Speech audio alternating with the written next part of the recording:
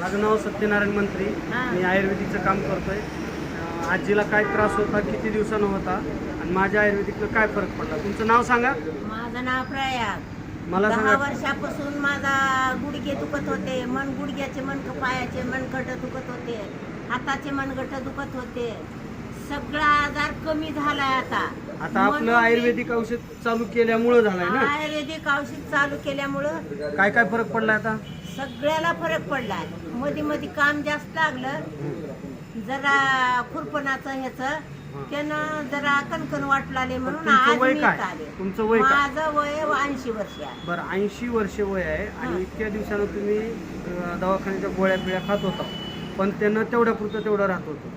माझ्या आयुर्वेदिकनं दवाखान्याची गोळी कसलीच खाल्ली नाही. बरं, हां, जी आले की इथंच आले. म्हणजे- सोलापूरला गेले, सोलापूरच्यानं काहीच फरक पडला नाही. सोलापूर येतो काहीच फरक पडला. हा, बरोबर. फरक पडला नसल्यास आमच्या युवायानं हा. सांगितलं तिथं जावा, माझ्या गोळ्या तर खावा नाही तर तिथं जावा तर बरोबर. म्हणून त्यांचं ऐकून मी ह्यांच्यापाशी आले. मंत्री साहेबापाशी आला. मंत्री मग साहेब माझं आयुर्वेदिक घेतल्यामुळे काय काय फरक पडला? सगळ्याला फरक पडलाय. म्हणजे चाळे कमी झाले, गुडघे सगळंच दुखायचे कमी गुडघे झाले. दुखायचं कमी झाले, चाळे कमी झाले तर सगळं बरोबर. बरं, कमी झालं पण हा. तुम्ही खरं बोलायला का खोटं सांगा? खरं बोलाय. कारण पैसे दिले तुम्ही, फुकट नाही घेतलं म्हणजे. कारण का हा. मी आज असं का विचारतो, तुमची एक मुलाखत घ्यायची ती आम्हाला सत्य परिस्थिती हा. सांगायची. आम्हाला काय खोटं बोलायचं नाही, तुम्हाला बी आम्ही खोटं बोलू देणार. दवाखान्यात गेल्यावर डॉक्टर आधी तर फी आहे 500.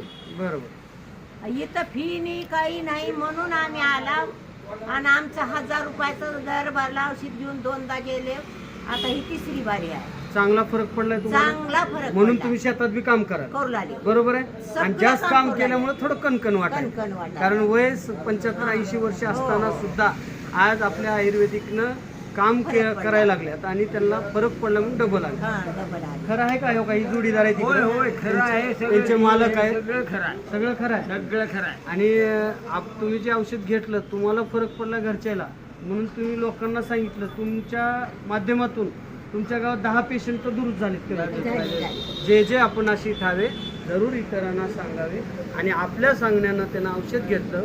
बरोबर आहे. आणि त्याचं पण पुण्य तुम्हालाही लागलं, मला बी लागलं. धन्यवाद. नमस्कार. हो, नमस्कार.